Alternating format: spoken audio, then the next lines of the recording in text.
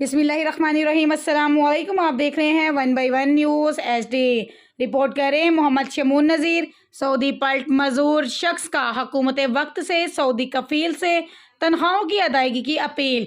वज़ीर आज़म जनाब मियाँ शहबाज शरीफ और दीगर आला हकाम से सऊदी कफील से तनख्वाहों की अदायगी की अपील। मज़ीद जानते हैं मोहम्मद शमून नज़ीर से।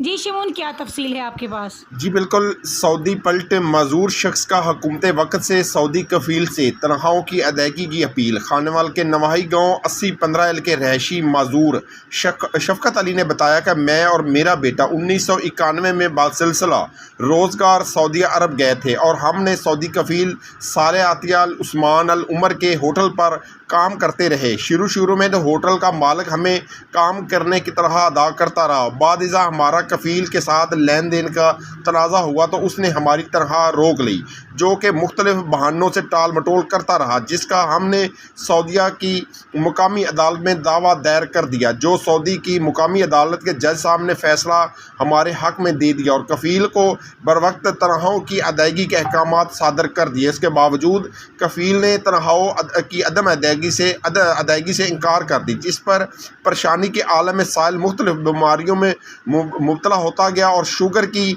वजह से साइल का पहले दायां पाँव कटा और फिर मुकम्मल टांग काट दी गई। इस दौरानिए में 5 साल में हमने दूसरी अदालत सऊदीया से रजू किया। दूसरी अदालत ने भी फैसला हमारे हक़ में दिया, लेकिन ताहाल हमें तनख्वाहों की अदायगी ना हो सकी। इस तरह हमारे कुल वाजबात बाजीमा कफील, अदालती फ़ीस, हस्पताल फ़ीस, तनख्वाह वगैरह मुबल्लग 28-29 लाख रुपए रियाल बनती है, जिसका फ़ैसला मुकामी सऊदी अदालत हमारे हक़ में दे चुकी है। मैं और मेरा बेटा मफलूज वल हाली हालत में मुल्क पाकिस्तान वापस अपने घर 80-15 आ चुके हैं। हमारे पासपोर्ट भी हमारे कफील ने ज़ब्त कर लिए हैं। हमारा अकामा नंबर शफकत अली 20-72-92-66-25 और रमज़ान अली अकामा नंबर 233-65-28-183 है। शफकत अली ने वज़ीर आज़म पाकिस्तान जनाब मियाँ शहबाज शरीफ और दीगर आला हुकाम से सऊदी कफील से तनख्वाहों की अदायगी की अपील की है। जी बहुत शुक्रिया शमून, अपडेट करने के लिए।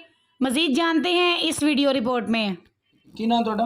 जी रमज़ान अली नाम है मेरा। तो असी बाप बेटा गए सी सऊदी अरब। अच्छा। तो वो जी साढ़े सऊदी ने यानी कि कफील ने साढ़े पैसे पूसे जो सी वो सारा कुछ यानी कि जब्त कर तकरीबन है 5-6 साल यानी कि तनख्वाह मेरी है। तो वाल साहब पहला गए सी, इन्हों की ज़्यादा तनख्वाह है।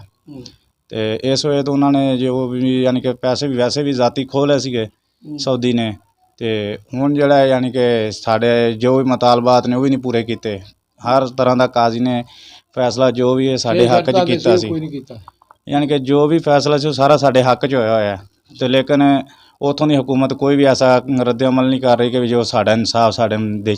हुण सानूं ये भी साढ़े पैसे जो दिते गए यानी कि असीं वज़ीर आज़म नूं वज़ीर आला नूं कोई भी बड़ी यानी कि शख्सियत है उन्होंने अपील करते हैं भी साढ़े जिहड़े ना यानी कि इस मामले उत्ते कोई फायदा यानी कि सानूं होवे, कोई इहदे उत्ते कदम चुकण, कोई पता लगे भी की मसला है, यानी कि कोई हुकूमत कर देवे। मेहरबानी होएगी उन्हां दी जी। जी मैं सऊदी अरब सन 91 गया सी जी। तो बाद मेरा बेटा गया सी सन तकरीबन 2003-4 कि सऊदी के पास काम करते कफील कोले होटल से साढ़ा एग्रीमेंट होया तनख्वाहां दा ते गौरमेंट ने करके दिता सी। साढ़े कोले कागजात सारे मौजूद ने कि जेडे काजी ने फैसले दिते हुए ने। तो साड़ी तनख्वाहां ही नहीं मिलियां। तो मैं शुगर का मरीज़ होना करके कि मेरी लत्त पहला पैर कट्टिया गया, फिर लत्त कट्टी गई है। इस वजह तो फिर मैं पाकिस्तान आना पिया। कफील नाल तुहाडा की मामला बनया सी? तनख्वाहां दा किन्नी तनख्वाह है तुहाडी? तनख्वाह 3000 सैलरी।